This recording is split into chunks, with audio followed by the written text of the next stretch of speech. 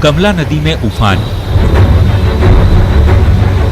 नेपाल में मूसलाधार बारिश की वजह से मधुबनी में कमला नदी में एकाएक उफान देखा जा रहा है। ये जयनगर ब्रिज का नजारा है। कमला नदी का पानी ब्रिज के काफी पास तक पहुंच चुका है। नेपाल के पानी से नदी की धारा इतनी उग्र हो गई है कि तटीय इलाके में बसे ग्रामीणों की चिंता काफी बढ़ गई है। हालांकि मधुबनी जिला प्रशासन की ओर से कमला नदी के तट पर बसे ग्रामीणों को सतर्क किया जा रहा है। बाढ़ पीड़ितों का संघर्ष। खगड़िया के इटवा बांध पर यही वो झोपड़ी है जिस पर इन बाढ़ पीड़ितों ने अपने 1 महीने से भी ज्यादा समय से अपनी गृहस्थी बसा रखी है।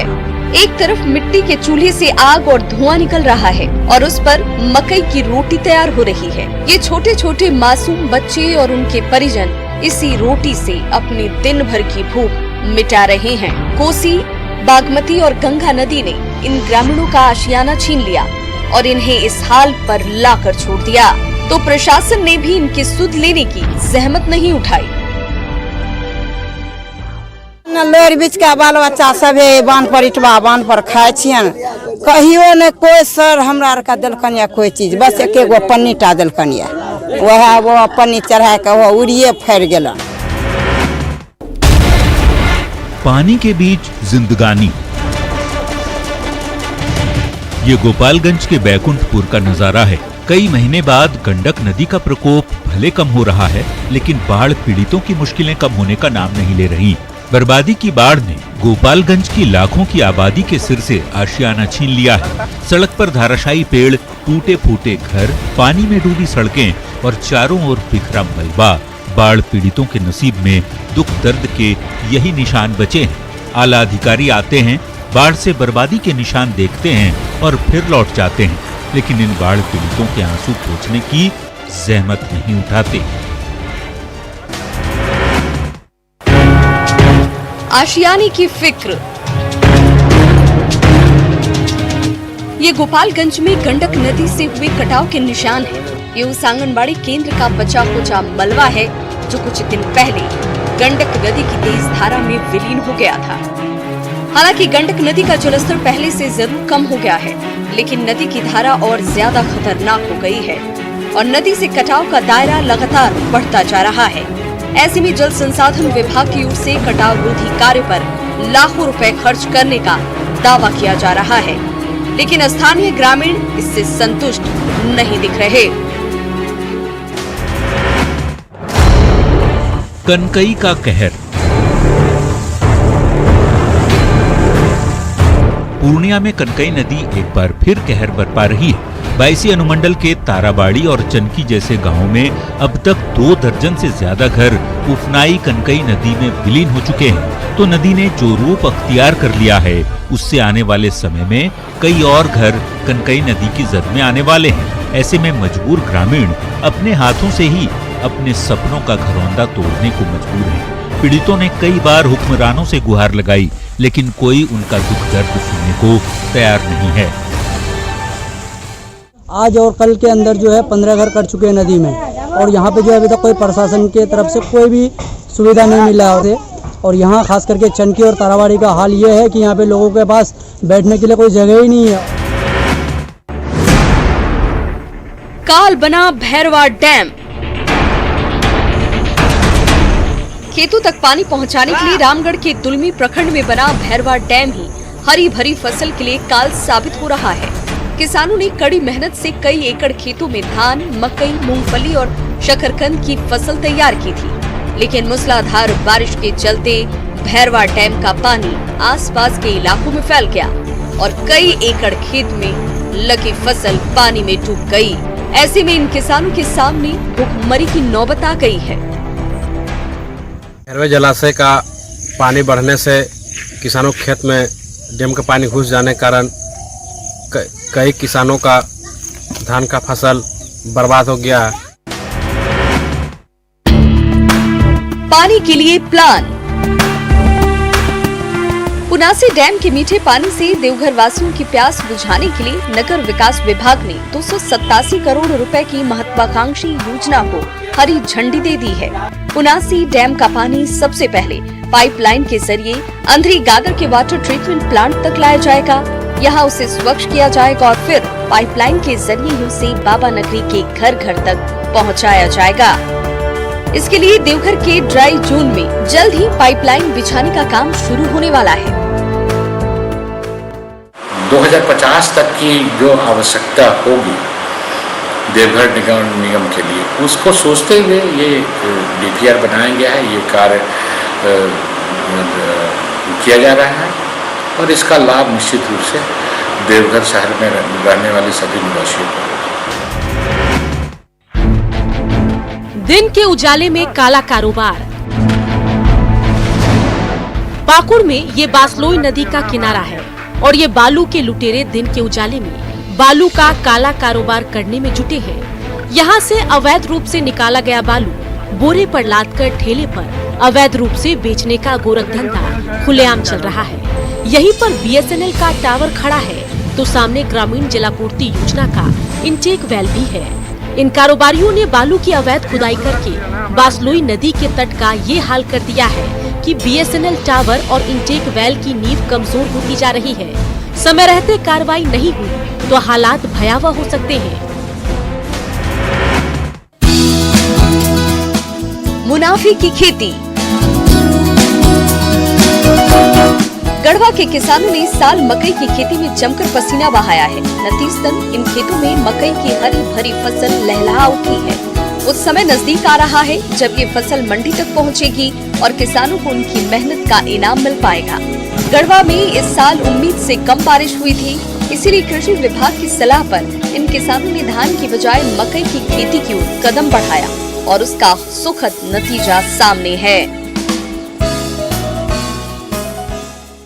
मकई लगाए हम लोग, मकई की खेती ठीक है, तब रहा कि धान इसलिए नहीं लगा सर कि सिंचाई की पूरी व्यवस्था नहीं है, जिसके कारण किसान जो है इससे अब क्या व्यवस्था नहीं था इसलिए नहीं करने पाया है। सारंडा के विकास की फिक्र।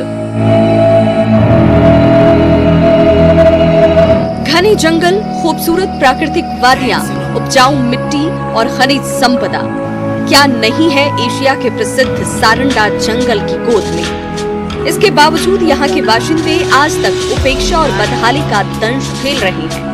न यहाँ सड़क है, न बिजली और न पीने के लिए स्वच्छ पानी ही। यहाँ की खदानों से निकलता बेशकीमती लौह अयस्क देश के नव निर्माण में अहम भूमिका निभाता है। लेकिन आजादी के सालों बाद भी यहाँ के ग्रामीणों के हिस्से में मुफलिसी और बेकारी ही आ रही है। ऐसे में एक बार फिर सारंडा के ग्रामीणों ने सरकार से विकास की मांग की है। मछली के दीवाने। जामताड़ा के मिहिजाम बाजार में मछली की मंडी सजी है।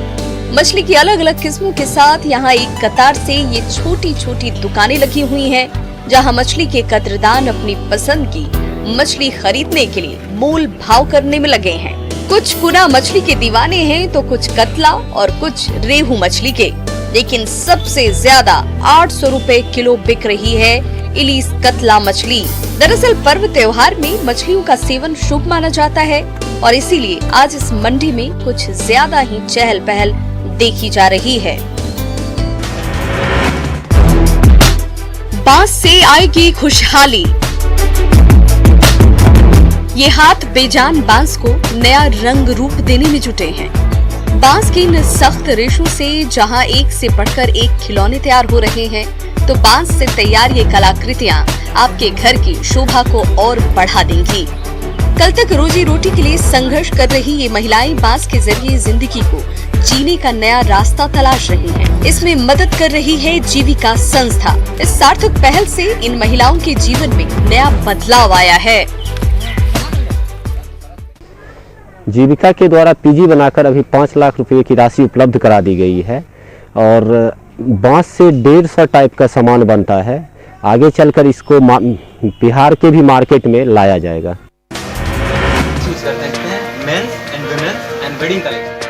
कोरोना काल में लाइव शॉपिंग। अब जैसे ही मेंस पे क्लिक करेंगे, यहाँ पे हजारीबाग के युवा व्यवसायी ईशान मल्होत्रा के इस मोबाइल ऐप ने कोरोना काल में शॉपिंग का तरीका बेहद आसान कर दिया है। बस एक क्लिक करने की देर है और पूरा दुकान आपके मोबाइल पर हाजिर है। सेल्समैन से सीधे जुड़िए, अपनी पसंद बताइए और फिर ऑर्डर दे डालिए। आपका कपड़ा आपके घर पहुंच जाएगा। इस कमाल के ऐप ने ग्राहकों और दुकानदार के बीच की दूरी खत्म कर दी है और हजारीबाग के मार्केट में इसका चलन तेजी से बढ़ रहा है।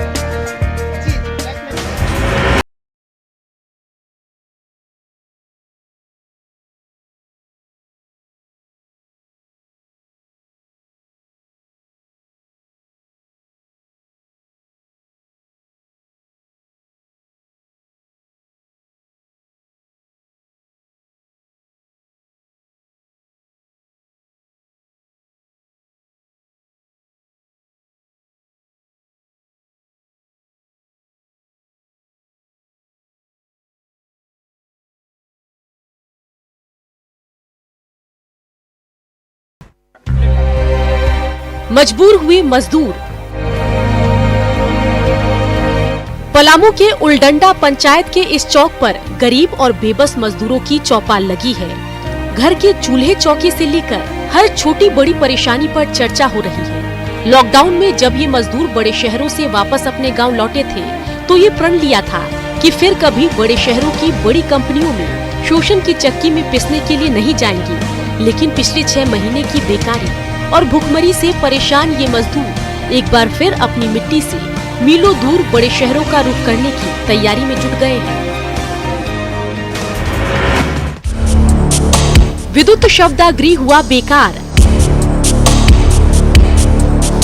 हजारीबाग नगर निगम की ओर से 2 करोड़ रुपए से साल 2017 में तैयार विद्युत शवदाह बेकार साबित हो रहा है। इसमें तकनीकी गड़बड़ी के चलते इसे चलाने वाली एजेंसी ने 6 महीने पहले ही काम छोड़ दिया। निगम की ओर से दिल्ली की एक और कंपनी को इस शवदाह को चलाने के लिए बुलाया गया था तो उसने भी हाथ खड़े कर दिए। ऐसे में हजारीबाग नगर निगम की कार्यशैली पर गंभीर सवाल खड़े हो गए हैं। उन्होंने ये सुझाव दिया है दिल्ली की जो कंपनी है कि आप उसको गैस चैम्बर में कन्वर्ट कर लीजिए। तो मैंने फिर उनको यही बोला है कि जो हम लोग की अगली बोर्ड बैठक होगी उसमें मैं ये प्रस्ताव रखूंगी, क्योंकि ये नगर आयुक्त के अकेले का डिसीजन तो नहीं हो सकता। तो जैसा बोर्ड में डिसीजन लिया जाएगा उसी हिसाब से मैं। चपरासी बना डॉक्टर। ये दुमका के राय किनारे प्राथमिक स्वास्थ्य केंद्र की 2 मंजिला इमारत है। अंदर जरूरी दवाइयों से लेकर स्वास्थ्य उपकरण तक मौजूद है। ये ओपीडी का कमरा है। डॉक्टर और मेडिकल स्टाफ के लिए कुर्सी और टेबल लगे हुए हैं, लेकिन कभी किसी डॉक्टर या स्वास्थ्य कर्मी के दर्शन यहाँ नहीं हुए। अब यही 4th ग्रेड कर्मचारी ही सब कुछ है। दूर दराज से इलाज कराने के लिए मरीज यहाँ आते हैं तो यही कर्मचारी फोन पर डॉक्टर से बात करते हैं और उन्हें दवा लिखते हैं। और ये सब का काम कर देने पड़ा, बोला है बता दिया तब देते हैं, नहीं तो हम नहीं देते हैं। हमको बता कर बोला, बस इतना बात है। डॉक्टर से पूछते हैं। हाँ। कोरोना काल में जब पूरे देश के स्कूलों में ताले लटक रहे हैं, वहीं जबलपुर से आई ये तस्वीर सबको चौंकाने वाली है। यहाँ के एक सुदूर पिछड़े और आदिवासी इलाके में रोजाना एक ओपन स्कूल लगता है, जहाँ बाकायदा मास्क पहनकर और सोशल डिस्टेंसिंग का पालन करते हुए कक्षा 1 से 9वीं तक के बच्चे पढ़ने आते हैं। जबलपुर के सुदूर इलाके बरखेड़ा के उप स्वास्थ्य केंद्र की ओर जाते इन बच्चों को देखकर कोई भी ये सोचेगा कि ये बच्चे इलाज के लिए जा रहे हैं, लेकिन ऐसा नहीं है। आपको जानकर हैरानी होगी कि कोरोना काल में जब स्कूल बंद है तो इन बच्चों के लिए उप स्वास्थ्य केंद्र में ओपन स्कूल खुला है। जबलपुर जिला मुख्यालय से 35 किलोमीटर दूर बरखेड़ा गांव के इस अनोखे स्कूल में वैष्णवी की पहल की हर तरफ चर्चा हो रही है। एक और दशरथ मांझी। गया की मिट्टी ने लौंगी भुइयां के रूप में एक और दशरथ मांझी दिया है। जिद, जुनून और 30 साल की कड़ी मेहनत की बदौलत उन्होंने पहाड़ से बारिश के पानी को गांव तक लाने के लिए ये 5 किलोमीटर लंबी नहर खोद डाली है। इस नहर से जब बारिश का पानी कोठीलवा गांव तक पहुंचा तो यहाँ की बंजर जमीन न सिर्फ हरी भरी हो गई, बल्कि इस इलाके के ग्रामीणों की किस्मत से अंधियारा भी छटने लगा है। पढ़ना है, आगे बढ़ना है। नई नई कॉपियाँ, किताब, कलम, इंस्ट्रूमेंट बॉक्स, कटर और पेंसिल लेकर इन छोटे छोटे बच्चों के चेहरे खिल उठे हैं। कोरोना काल में पिछले 6 महीने से तमाम स्कूल कॉलेजों पर ताला लटका है और इन बच्चों की पढ़ाई लिखाई रुकी हुई है। ऐसे समय में सरायकेला जिला प्रशासन की ओर से तमाम बच्चों के बीच ये स्कूल किट बांटे जा रहे हैं ताकि ये बच्चे अपने घर पर अपनी पढ़ाई जारी रख सकें। पेंसिल मिल रहा है, कटर मिल रहा है, रबड़ मिल रहा है, कॉपी मिल रहा है, पेन मिल रहा है और हम घर में पढ़ेंगे। बुक मिल चुका है। हाँ। तो पढ़ाई अब घर पर अच्छा से करना है। हाँ। हजामत बना रहा नेशनल प्लेयर। ये राष्ट्रीय स्तर के खो-खो खिलाड़ी रहे कमलेश कुमार की हजामत की दुकान है। सुबह से शाम तक इनका उस्तूरा चलता है, तब जाकर घर का चूल्हा जलता है। इसी दुकान में इस तरफ सर्टिफिकेट्स, मेडल्स और कप का ढेर पड़ा है, जिसे अपनी हुनर की बदौलत कमलेश ने कई प्रतियोगिताओं में हासिल किया था। लेकिन भूखमरी और मुफलिसी ने उन्हें हजामत की दुकान खोलने को मजबूर कर दिया। हालांकि प्रशासन ने इस खिलाड़ी की पूरी मदद करने की बात कही है। हमें गर्व है कि इस तरह के प्लेयर्स हमारे यहाँ हैं। हम सभी उसको सभी तरह की सुविधाएं और जो भी सरकारी मदद मिलती है उसके लिए बिल्कुल उसको मदद पहुंचाएंगे और हम सभी के लिए भी गर्व की बात है। हम ये चाहेंगे कि हमारे जो जिला शिक्षा पदाधिकारी और जो खेल पदाधिकारी है मिलकर तुरंत उसको देखें और उनको हर समुचित हेल्प दें।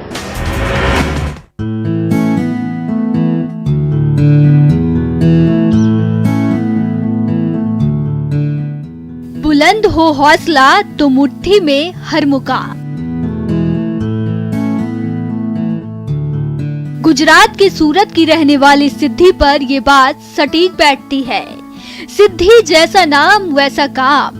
सिद्धि ने प्लास्टिक के ग्लासों से 6 फीट ऊंचा पिरामिड बनाकर लोगों को अपना प्रशंसक बना लिया।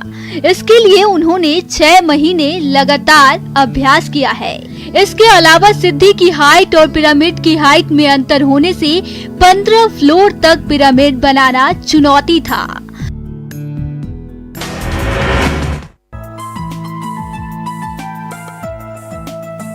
जापानी मार्शल आर्ट जूडो के दांव पेच सिखाती जिस लड़की को आप देख रहे हैं वो कोई सामान्य लड़की नहीं है।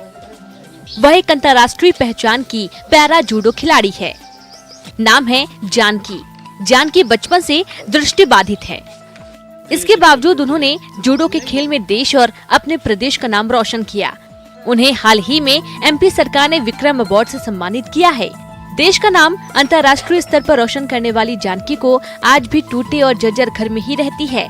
उनकी कोई बड़ी तमन्ना भी नहीं है। वह सरकार से सिर्फ इतना चाहती हैं कि उन्हें या उनके परिवार के किसी सदस्य को नौकरी या कुछ हजार की पेंशन वगैरह मिल जाए, ताकि वह अपना जीवन जीते हुए देश का नाम आगे भी रोशन करती रहे। कोप नंबर 1। मुंगेर के धरहरा थाना अध्यक्ष Rohit Singh SHO of the month बनाए गए हैं। उन्होंने अपराधियों पर लगाम, हथियारों की बरामद की, शराब और नशे के कारोबार पर नकेल कसने का इनाम मिला है। पुलिस का मनोबल बढ़ाने और स्वस्थ प्रतिस्पर्धा की भावना विकसित करने के लिए मुंगेर के SP लिपि सिंह ने इस अनूठी प्रतियोगिता की शुरुआत की। हर महीने बेहतर प्रदर्शन करने वाले थाना अध्यक्षों को ये सम्मान दिया जा रहा है। मुंगेर पुलिस ने एक नई पहल शुरू की है उन पुलिस कर्मियों के लिए और स्पेशली थाना अध्यक्षों के लिए जो कि काफ़ी बेहतरीन कार्य कर रहे हैं, जिससे कि उनके अंदर एक हेल्दी जो प्रतिस्पर्धा रहती है उसकी भावना रहे। कोरोना के संक्रमण काल के दौरान बीते 6-7 महीने से सुनसान पड़े बस्तर के पर्यटन स्थलों में रौनक लौट रही है। देश का नियाग्रा कहलाने वाले जगदलपुर चित्रकूट में धीरे धीरे पर्यटकों की भीड़ जमा होने लगी है। सरकार के द्वारा तय गाइडलाइन के तहत धीरे धीरे अब सभी गतिविधियों के संचालन की अनुमति दी जा रही है। हालांकि कोरोना का संक्रमण अभी पूरी तरह से खत्म नहीं हुआ। इस वजह से सरकार ने मास्क, सोशल डिस्टेंसिंग का पालन करते हुए पर्यटन स्थलों में लोगों को जाने की छूट दी है। बारिश के बाद चित्रकूट जलप्रपात का नजारा काफी मनमोहक हो चला है। ऐसे में चित्रकूट जलप्रपात की खूबसूरती को करीब से निहारने पर्यटकों का आना शुरू हो चुका है, लेकिन लापरवाही किस तरह की हो रही है जरा ये भी देखिए। न्यूज़ 18 के कैमरे में कैद चित्रकूट जलप्रपात की खूबसूरती को मन को मोह तो रही है, लेकिन इसी मौज मस्ती के बीच लोग कैसे अपनी जान की परवाह नहीं कर रहे हैं उसका भी नजारा देखिए।